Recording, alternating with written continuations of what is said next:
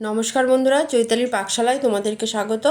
আজকে আমি সম্পূর্ণ নিরামিষভাবে তৈরি আলুর দম রেসিপি বা আলুর রেসিপি বা আলুর তরকারি, যেটা ইচ্ছা বলতে পারো, তোমাদের সাথে শেয়ার করছি।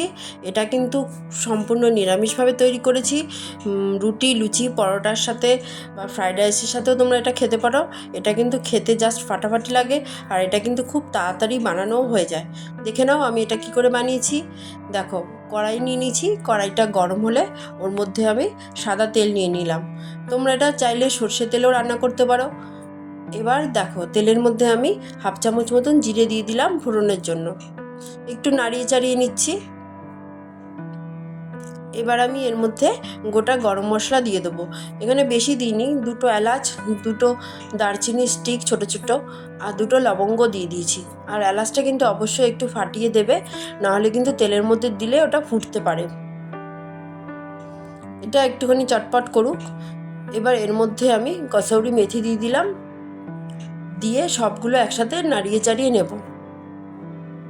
গ্যাসের আঁচটা কমিয়ে রেখে আমি 2-3 মিনিট মতো নাড়াবো, একটা সুন্দর গন্ধ বেরোবে।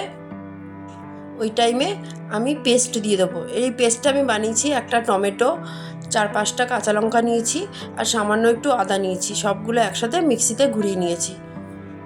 এবার আমি এর মধ্যে একে একে গুঁড়ো মশলাগুলো দেবো। প্রথমে হলুদ দিয়ে দিলাম, হাফ চামচ মতন দিয়েছি, দিয়ে একটু নাড়িয়ে চাড়িয়ে নিচ্ছি। এবার আমি এর মধ্যে ধনের গুঁড়ো দিয়ে দেবো। ধনের গুঁড়ো 1 চামচ মতন দিয়েছি, ধনের গুঁড়ো একটু বেশি দিয়েছি আমি। দিয়ে খুব ভালো করে নাড়িয়ে চাড়িয়ে নেব। এরপর আমি জিরের গুঁড়ো দিয়ে দিলাম হাফ চামচ মতন, দিয়ে একটু নাড়িয়ে চাড়িয়ে নিলাম। এবার আমি হাফ চামচ মতন কাশ্মীরি লঙ্কার গুঁড়ো দিয়ে দিলাম। এটা তাই চাইলে তোমরা স্কিপ করতে পারো, তবে আমি এটা দিয়েছি। এটা দিলে ঝাল হয় না, খুব সুন্দর একটা কালার আসে। দিয়ে খুব ভালো করে কষিয়ে নেব যতক্ষণ না তেলটা সেপারেট হচ্ছে। এবার আমি এর মধ্যে টক দই দিয়ে দিলাম। এখানে আমি হাফ কাপ মতন টক দই দিয়েছি। টক দইটা না ফেটানোর জন্য আমি মিক্সিতে একটু ঘুরিয়ে নিয়েছিলাম। দিয়ে খুব ভালো করে কষাবো। এরপর আমি আলু দিয়ে দেবো। এই আলুগুলো আমি প্রেশার কুকারে একটা সিটি মেরে নিয়েছি নুন আর হলুদ দিয়ে। দিয়ে মশলার সাথে খুব ভালো করে মিশিয়ে নেব। দেখো, তেলটা কিন্তু সেপারেট হয়ে গেছিলো। খুব ভালো করে মশলার সাথে মেশাতে হবে, যেন আলুর টুকরোর গায়ে যেন মশলাগুলো লেগে থাকে সেইভাবে। গ্যাসের আঁচটা অবশ্যই কমিয়ে রাখবো। এবার আমি জল দিয়ে দিলাম। আলুটা সেদ্ধ করেছিলাম, ওই জলটাই আমি দিয়ে দিয়েছি। এখানে আমি হাফ গ্লাস মতন ওই জল, আলু সেদ্ধ করা জলটাই দিয়েছি। দিয়ে খুব ভালো করে নাড়িয়ে চাড়িয়ে নেব। এবার আমি নুন দিয়ে দিলাম, পরিমাণ মতন নুন দিয়েছি আমি 1 চামচ মতন। আর এই টাইমে আমি গ্যাসের আঁচটা বাড়িয়ে দিয়েছি, কারণ আলু তো আগে থেকে সেদ্ধ ছিল, আলু তো সেদ্ধ করার কোনো ব্যাপার নেই। এবার যেই ঝোলটা বেশি আছে, ওটা গ্যাসের আঁচটা বাড়িয়ে দিলে ঝোলটা কিন্তু আস্তে আস্তে কমে আসবে।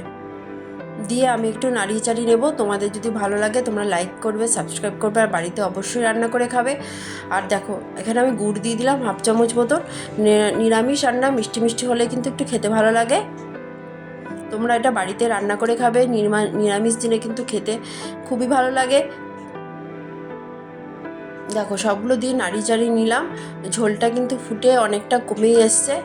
দেখো, ঝোলটা ঘন হয়ে গেছে, আর একটু ঠান্ডা হলে কিন্তু অনেকটাই ঘন হয়ে যাবে। এবার আমি এর মধ্যে গরম মশলার গুঁড়ো দিয়ে দেব। তোমরা চাইলে ঘিও দিতে পারো, তবে আমি এখানে ঘি দিইনি। দিয়ে খুব ভালো করে নাড়িয়ে চাড়িয়ে নিলাম। এবার আমি একটু টেস্ট করে দেখেছিলাম, আমার নুনটা একটু কম মনে হয়েছিল বলে আমি নুনটা দিয়ে দিচ্ছি। আর এই টাইমে আমি গ্যাসের আঁচটা বন্ধ করে দিয়েছি। সামান্য একটু নুন দিয়ে ভালো করে নাড়িয়ে চাড়িয়ে নেব। দেখো, ঝোলটা কিন্তু অনেকটাই শুকিয়ে গেছে। এটা কিন্তু খেতে খুবই ভালো লাগে। দেখো, রান্নাটা কমপ্লিট। Bye bye, tata.